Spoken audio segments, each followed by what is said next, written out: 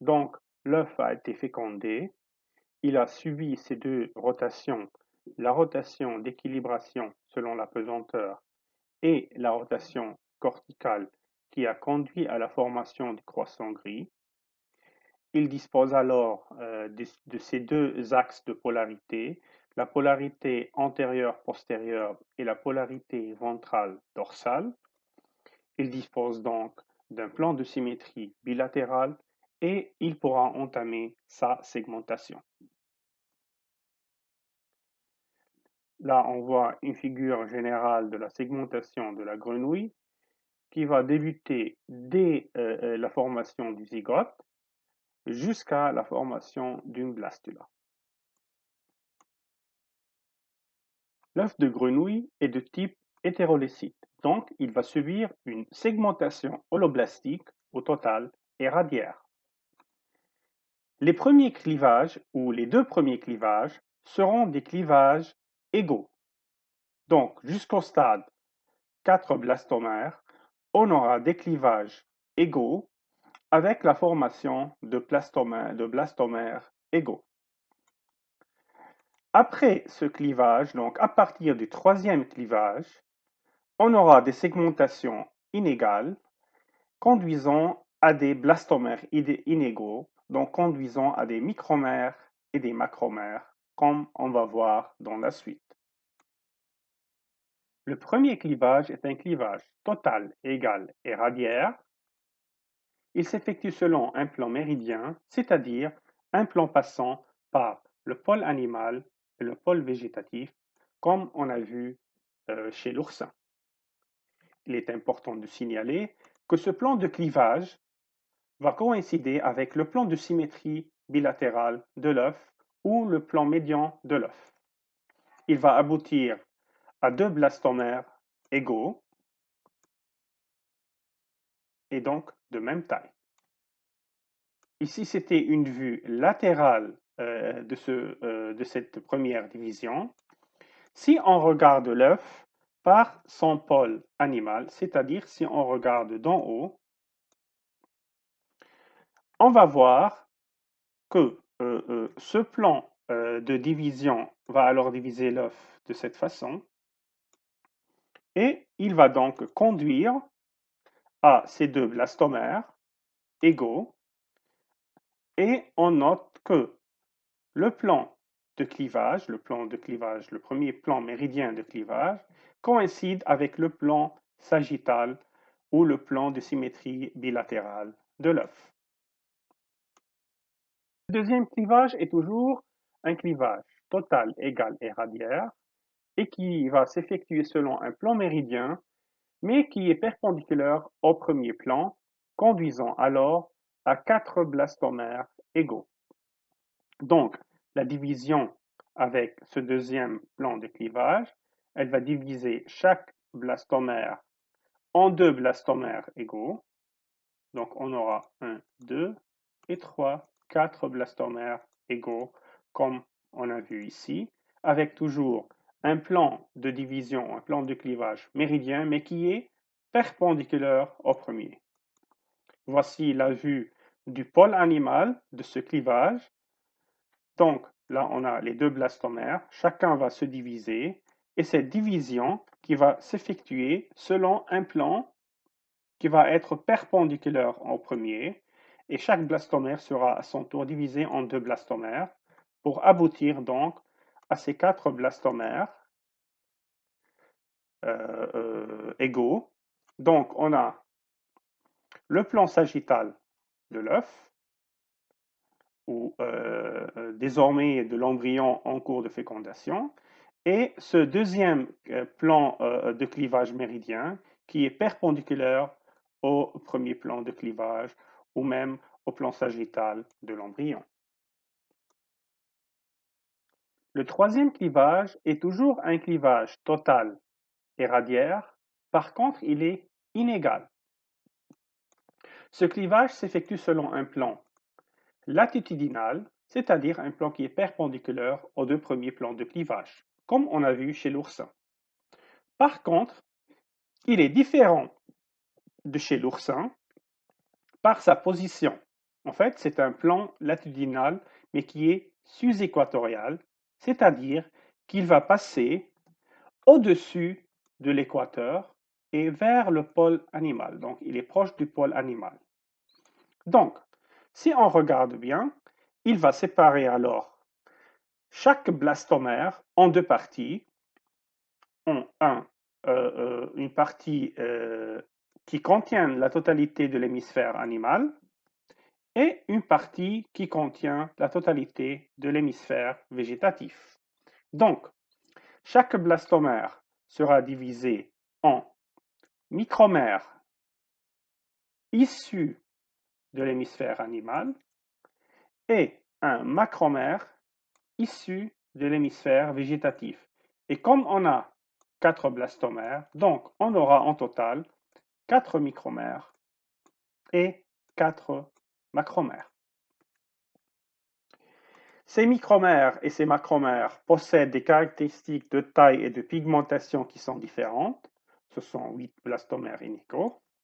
Les micromères du côté du pôle végétatif, du côté du pôle animal et qui sont de l'hémisphère animal, issus de l'hémisphère animal, ces micromères seront de petite taille, seront pigmentés et pauvres en vitellus. N'oubliez pas la présence du gradient vitellin qui est décroissant en allant du pôle végétatif vers le pôle animal. Et les 4 macromères ont alors une grosse taille, ils seront non pigmentés et riches en vitellus. Et ces blastomères inégaux vont conduire, dans la suite de la segmentation, à des vitesses de division qui sont différentes entre les micromères et les macromères. Pourquoi? À cause de la présence de réserves vitellines qui sont importantes dans l'hémisphère végétatif. On sait très bien que le vitellus va s'opposer à une division rapide.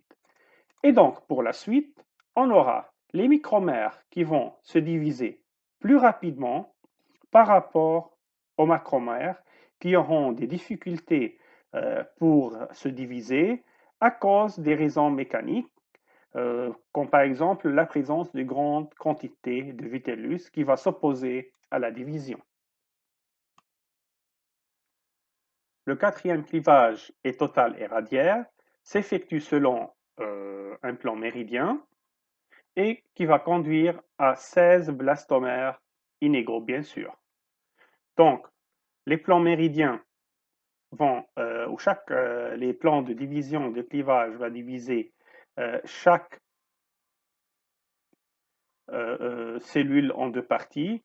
Chaque micromère va conduire à 2 micromères et chaque macromère va conduire à 2 macromères. On aura ainsi 8 micromères et 8 macromères dans la partie végétative. Comme on voit aussi clairement avec une vue du pôle animal, donc si on regarde par le haut, on voit alors la présence des micromères et des macromères au stade 8 cellules. Et le quatrième clivage qui s'effectue ici, qui va alors diviser chaque micromère en deux parties, en deux micromères. Et chaque macromère, c'est par le bas, on ne le voit pas bien, en deux parties pour aboutir à 16 cellules. Les clivages successifs seront des clivages irréguliers et asynchrones. N'oubliez pas qu'il y a une différence de vitesse de division entre les macromères riches en vitellus qui ont une vitesse de division plus lente que celle des micromères qui sont moins riches en vitellus. Donc, les micromères vont se diviser plus rapidement que les macromères. C'est pourquoi on a une division qui est asynchrone ou des divisions et des clivages qui sont asynchrones. Entre les stades de 64 cellules jusqu'à 128 cellules, on parle de morula. On a alors l'embryon qui a la forme d'une mûre, c'est pourquoi stade morula. Ici, on a la photo avec la membrane de fécondation qui est toujours présente. Ça va conduire donc au stade de 128 cellules vers 20 heures après fécondation.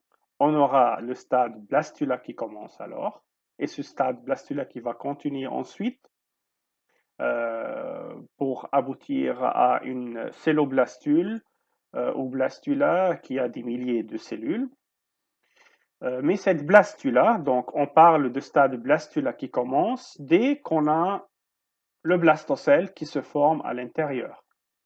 Cette blastula qui se forme chez la grenouille est aussi une celloblastula, issue de division holoblastique régulière.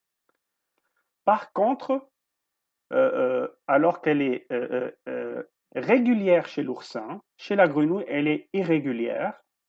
Elle est irrégulière parce que le blastocèle, il est excentré vers l'hémisphère animal. Donc, il n'est pas au milieu, mais il est poussé vers l'hémisphère animal, comme on voit ici avec cette coupe méridienne. Et comme on a vu chez l'oursin,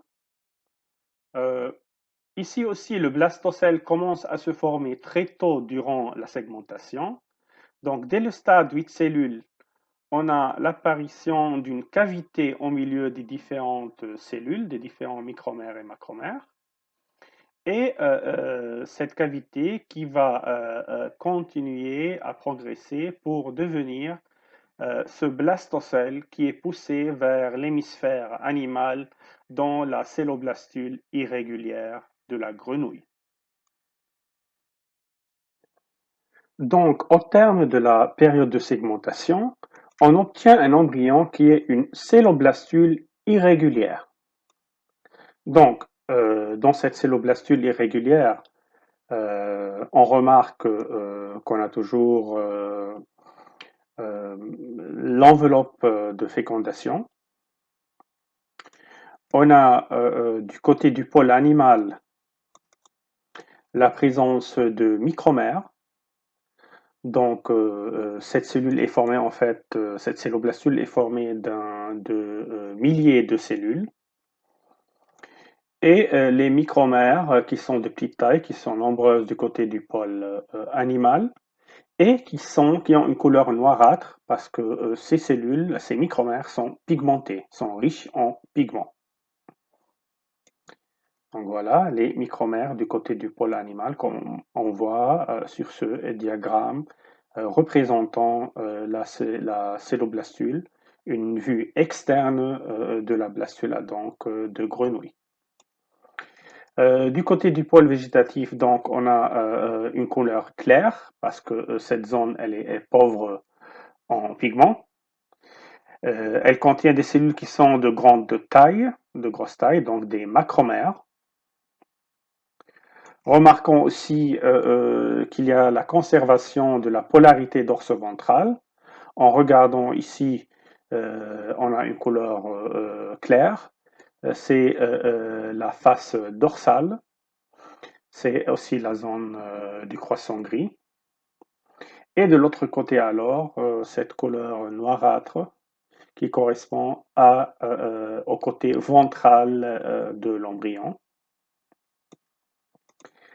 Si on regarde alors la coupe méridienne de cette celloblastule irrégulière, on voit qu'on a le blastocèle qui est excentré ou qui est poussé ou décalé vers le pôle animal, donc il sera à ce niveau-là. Là, il est donc décalé vers le pôle animal, on a le blastocèle décalé vers le pôle animal. C'est pourquoi c'est une donc celloblastule irrégulière parce que le blastocèle est décalé vers le pôle animal. Le blastocèle qui est entouré surtout par des micromères, donc on les voit bien ces micromères vers le pôle animal, alors qu'on a les macromères qui sont vers le pôle végétatif et dans l'hémisphère végétatif.